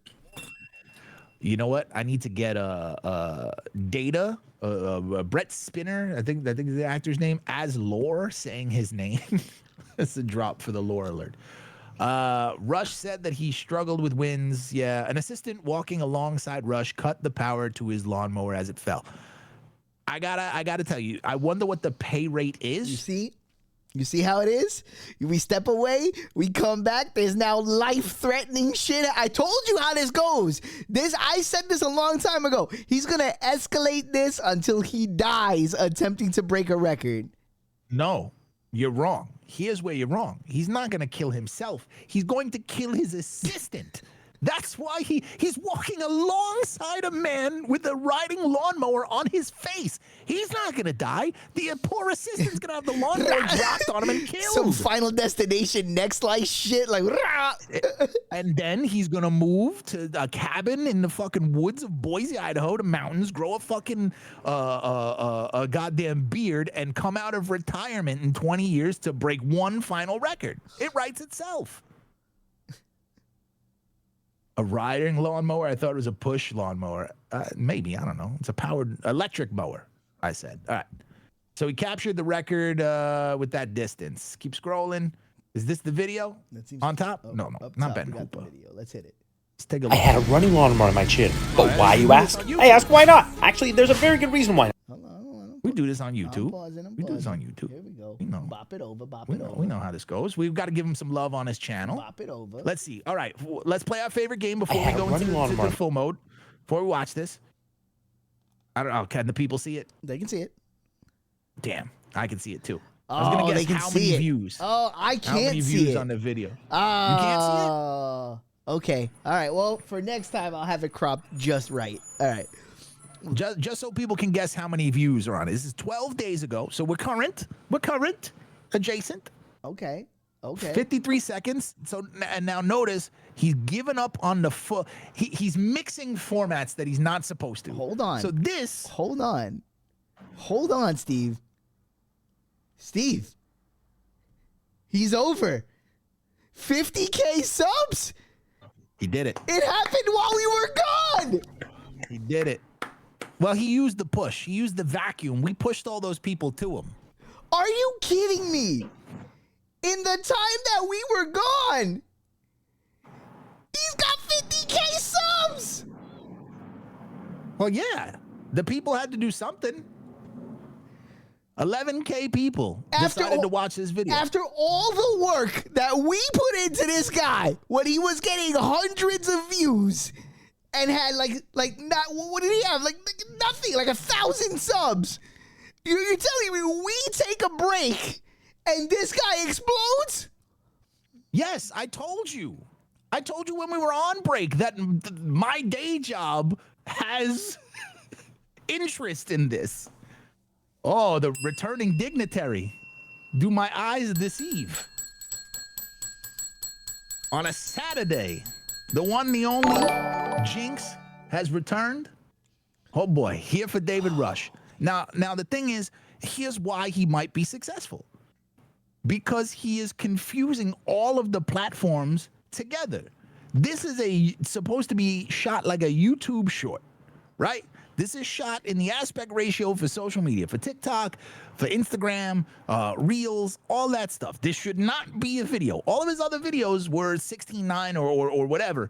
This is Verticles. I cannot believe that Rush is officially more popular than we are. It happened. Well, we knew that was gonna happen. It happened. We knew that was gonna happen. We broke this man. I'm taking credit forever. All right, let's press that button. I had a running lawnmower on my chin. But why, you ask? I ask, why not? Actually, there's a very good reason why not, which you're about to find out. But the record for the furthest distance walked balancing running lawnmower on the chin was... Pause that. He's getting a little graphics crazy. This is all the assistant's influence. The assistant is like, you know what we need? We need more. We need more. Less you, more other things.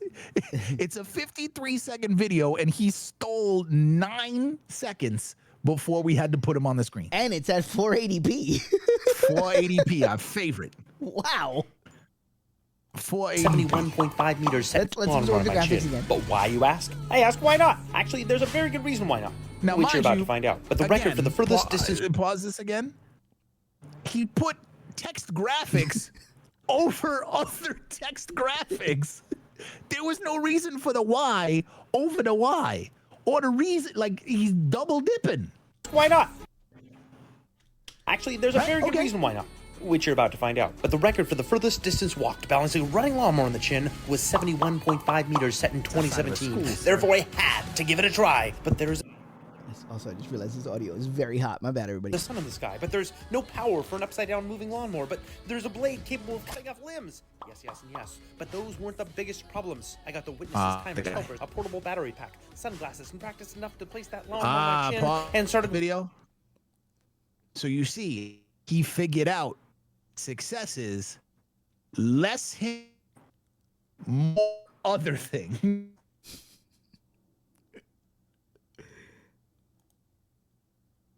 That's I got the witnesses, timers, helpers, a portable battery pack, sunglasses, and practiced enough to place that lawnmower on my chin and started walking around the track. It was tricky. It was scary. But step after step, I continued on the track. 100 meters in, and the record was mine, so I thought it would be easy to continue. But then I tried to turn around the curve, and the wind pushed me off track. I could barely hold on. I twirled and whirled and fought for another 259 meters until the wind finally twisted the lawnmower on my chin, and it was too dangerous to continue. But the Please take a breath. And I still have all my limbs. My name is David Rush, and I hold the most world records. Wow. This is a complete format change. Wow. Rebranding himself to be less himself. Less of him. He put a hat on. He's got merch that says Rush. Bro, is there the Rush merch store? I already have his book. Oh my God. Let's see what the comments are. Let's go to the comments. The Bob and Tom Show. Talk about you. Yo, Bob and Tom.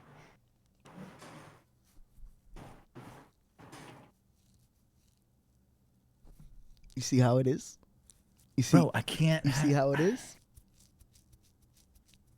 You see how it is?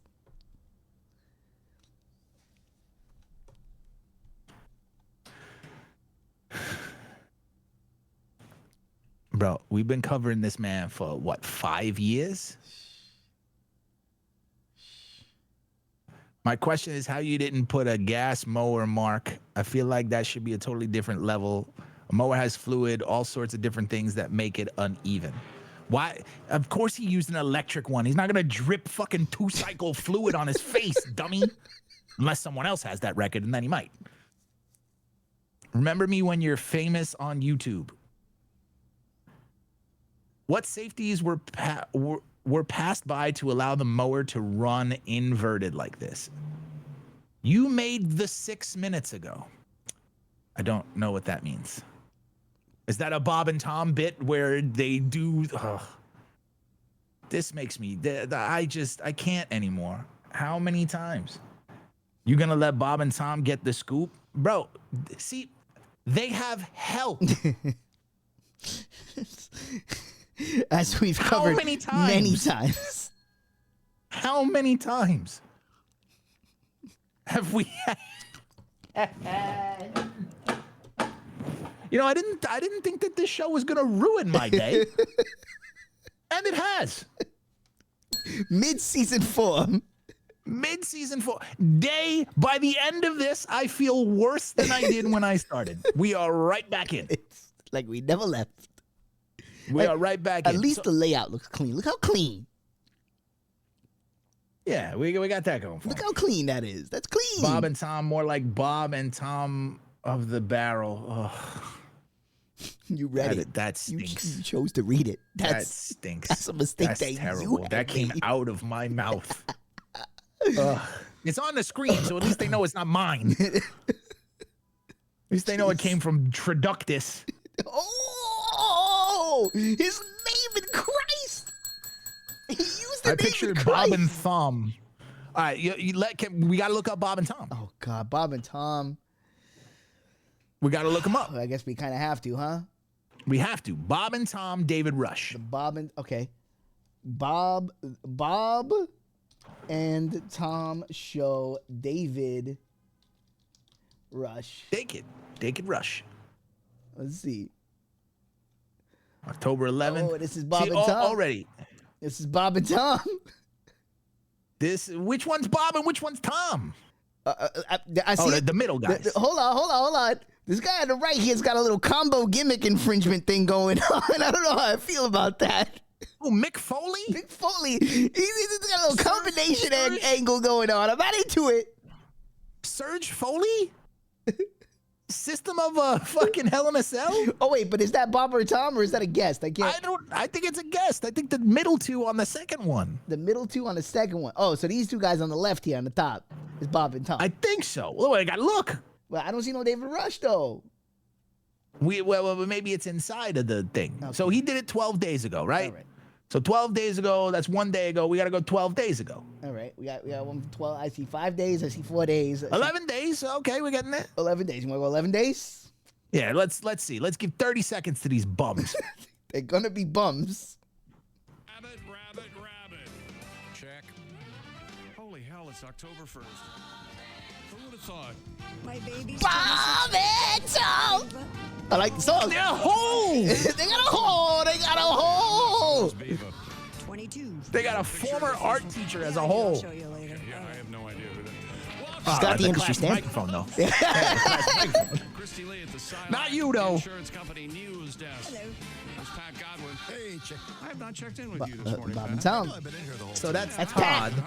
That's not Tom. Not bad. Yeah, not. But his name is Pat. Josh. Hey, Josh Arnold at Sidekick headquarters. Is that what we love that? There's All right, pause Dave this. Cosby. Pause this. I'm Chick.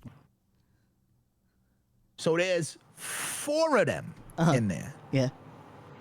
In a studio. Sure. Yeah. Bob and Tom. Bob and Tom. They've probably been doing this 65 years. They got dude wipes on the wall. Dude Wipes, a sponsor. They got a sponsor. We ain't have a sponsor.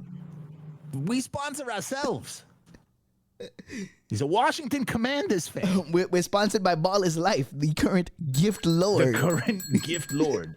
Again, if you out-gift the gift lord on any given stream, you yourself become a gift lord, which the title, you are basically 3rd in the pecking order. You jump to 3rd in the pecking order. Ahead of the Viceroy? 3rd in the gift. 4th. Okay. All right. 4th. Fair enough. Well, the Viceroy announcement, statement of purpose, announcement, full transparency. The Viceroy is now a senior producer. So it's Viceroy, senior producer, adjudicator, Jedi. That's right. Wait, no, I thought he was an assistant to the adjudicator. I thought he was a vice adjudicator. Oh, do we make him a vice? It's hard to keep track of the lore. It's hard to yes, It's a lot going on. Yeah, that's help. Which Bob and Tom or Pat or whoever the fuck these people are. Jim and Pat over here. Yeah, fucking failed high school fucking football coach with turkey neck. Hey, hoops to amongst, all right? Hoops to amongst. I don't have turkey neck yet. Men of a certain age. We're all in the prostate zone, all right? Let's take it easy. Sure. We're all in the finger zone. Coño, can take it easy, okay? It's not called the prostate zone because that sounds a little too. Let's call it the finger zone. Well, the finger zone. Anybody could be in the finger zone. All right. The mandatory, the doctor prescribed finger zone. I'm not liking any of this. I'm not liking none of it. Oh, they got another guy. Oh, hold on. Another guy. How many guys? They got 7 guys. I counted 7 people plus, oh my God, a board op. Can you imagine? Oh, look at them flexing. Look at them flexing with the thingy in the back. Flexing with the YouTube. They got 27. They got 28K views. Well, 100. You know what? Maybe we need to go to YouTube. Maybe we need to go to YouTube. Maybe Twitch is not where it is. Maybe Twitch is the problem. Maybe Twitch has been a problem all along. Oh yeah. Discoverability on YouTube is great. I hear. So good. So good. Especially when you speak the way we do. Oh, what does like what?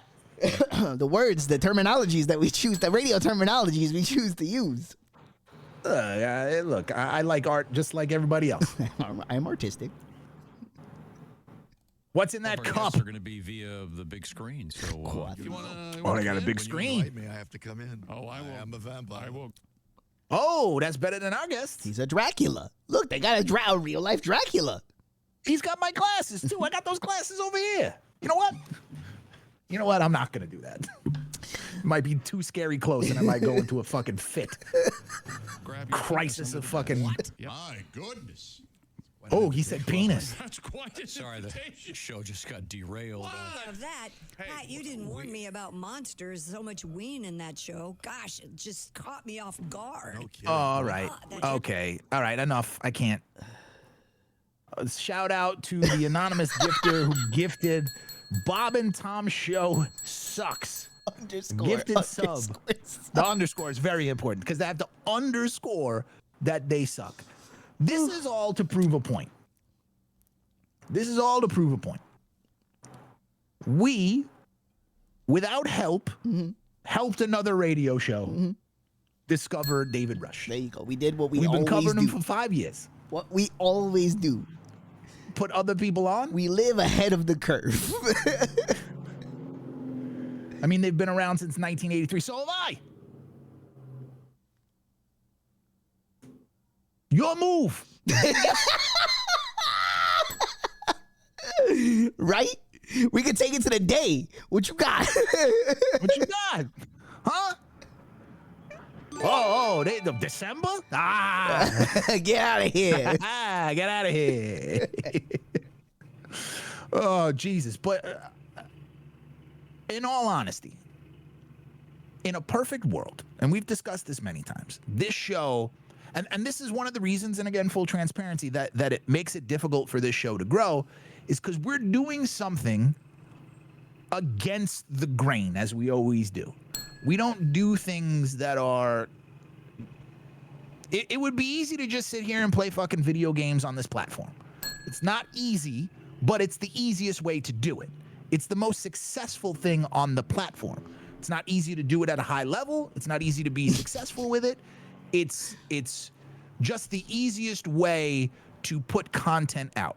This is not built for this platform. We know that. We're going against the grain with very little help. In a perfect world, this would be in a studio with a bunch of people helping out. Or we'd have tits and a hot tub. Why would I have tits? if we're trying to climb the corporate ladder, tits and a hot tub would take us a long way. No, because then in this day and age, Tits in a Hot Tub would have their own show. Called Tits in a Hot Tub. We should just rebrand the show Tits in a Hot Tub. Tits in a Hot Tub. You have tits and I have the hot tub? Oh, man. Why do I guess I can put a little work in. Why? I can put a little work in. I get it done. You got an A cup. Working. Right. Now I'm sad in so many ways. All right, first one in the books. I'm so happy. Fucking nightmare. We did it, Steve. I get to, if that's what you call we doing limped our way through 2 hours like we hadn't missed a day. I guess we get to do this again on Tuesday. Tuesday, 9 p.m. Thursday, 9 p.m. Saturdays, 9 a.m. Hive Mind Radio is back. It's everybody who came through. We appreciate it. We'll see how many of you stick through. We'll see a precipitous drop-off after this performance on Tuesday. Saturdays might be the biggest show. Hey, I'm into it. It's good to be back. We applied for the front page of Twitch on a very specific day. If that happens, we will have a huge announcement about what is going to happen on that day. It's going to be a call in all the favors type situation. It's going to be a beg, borrow, and steal. It will be our opportunity. If you've ever loved the show, if you ever wanted to see us be successful, which I know none of you want to, that is the day to come through. This is just short of begging. We're swinging for the fences, and we will probably miss. Probably? I know you're the optimistic one, but Jesus Christ. All right, we're leaving. Go away. Do something other than this.